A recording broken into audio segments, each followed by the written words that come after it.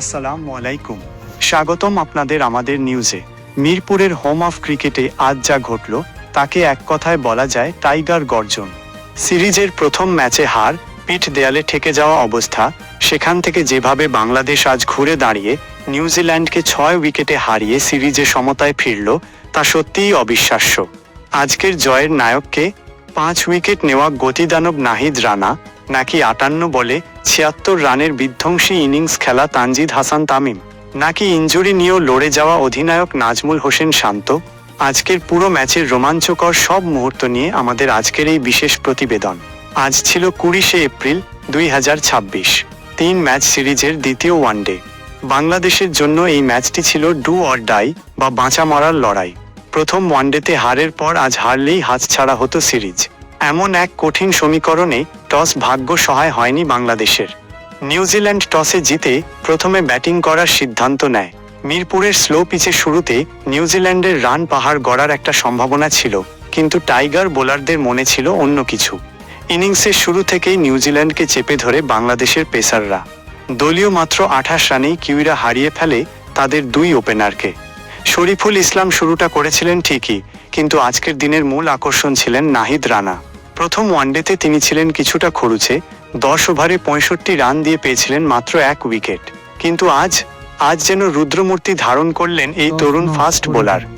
নিউজিল্যান্ডের হয়ে হাল ধরার চেষ্টা করেছিলেন টম ল্যাথাম এবং নিক কেলি। তারা দুজনে মিলে তৃতীয় উইকেটে 24 রান যোগ করেন। এরপর নিক কেলি এবং মোহাম্মদ আব্বাস মিলে চতুর্থ উইকেটে 56 রানের একটি গুরুত্বপূর্ণ পার্টনারশিপ গড়েন। এক সময় মনে হচ্ছিল নিউজিল্যান্ড অনায়াসেই 250 বা তার বেশি রান করে ফেলবে, কিন্তু নাহিদ রানা তার স্পেলে ফিরে এসে কিউই মিডল অর্ডারকে।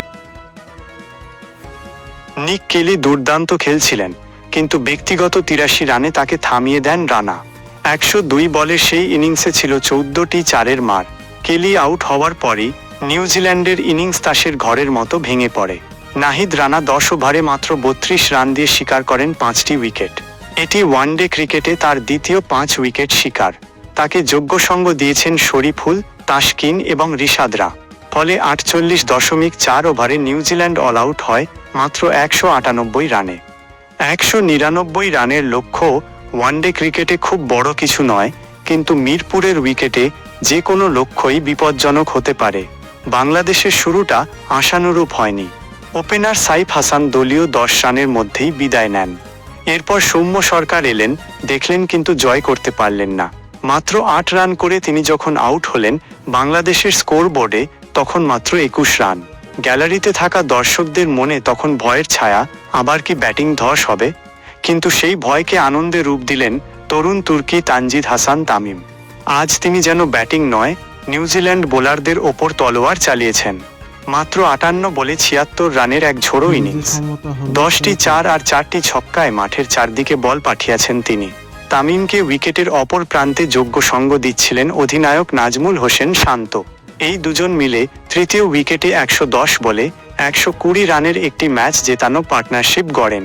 শান্ত খেলছিলেন ধীরস্থিরভাবে, আর তামিম খেলছিলেন আগ্রাসী মেজাজে। এই জুটির কল্যাণেই নিউজিল্যান্ডের বোলাররা ম্যাচ থেকে পুরোপুরি ছিটকে যায়।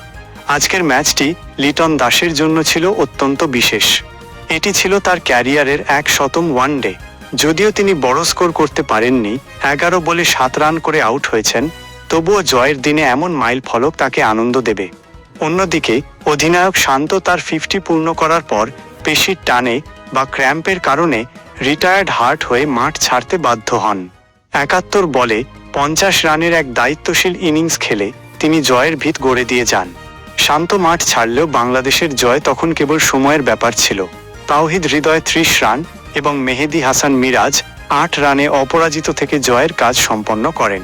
ইনিংসের 87 বল বাকি থাকতেই 6 উইকেটের বড় জয় পায় বাংলাদেশ। এই জয় এক নজরে জেনে নিই আজকের ম্যাচের কিছু পরিসংখ্যান। নাহিদ রানা 32 রানে 5 উইকেট, ক্যারিয়ারের দ্বিতীয় সেরা। তানজিদ তামিম 58 বলে 76 রান, স্ট্রাইক রেট 131.03। নাজমুল শান্ত 50 রান, অধিনায়কোচিত ইনিংস। নিউজিল্যান্ড শেষ 8 উইকেট হারিয়েছে মাত্র 114 রানের মধ্যে। তো দর্শক, এই ছিল আজকের ম্যাচের রোমাঞ্চকর সারাংশ। বাংলাদেশের এই জয় আমাদের আবারও বিশ্বাস করাল যে নিজেদের দিনে টাইগাররা যে কোনো বিশ্বশক্তিকে ধুলোয় মিশিয়ে দিতে পারে। এখন সবার নজর সিরিজের শেষ ও তৃতীয় ওয়ানডেতে। যে দল জিতবে সিরিজ হবে তাদেরই। আপনারা কি মনে করেন, বাংলাদেশ কি পারবে নিউজিল্যান্ডকে হারিয়ে ঘরের মাঠে আরও একটি সিরিজ জিততে? নাহিদ রানা কি পারবেন তার এই ফর্ম ধরে রাখতে? আপনাদের মূল্যবান মতামত আমাদের কমেন্ট বক্সে অবশ্যই জানাবেন। ভিডিওটি ভালো লাগলে লাইক দিন এবং আমাদের চ্যানেলটি সাবস্ক্রাইব করে বেল আইকনটি চেপে দিন যাতে খেলাধুলার কোনো আপডেট মিস না হয়। পরবর্তী ভিডিওতে আবার কথা হবে। ততক্ষণ পর্যন্ত ভালো থাকুন, সুস্থ থাকুন। আল্লাহ হাফেজ।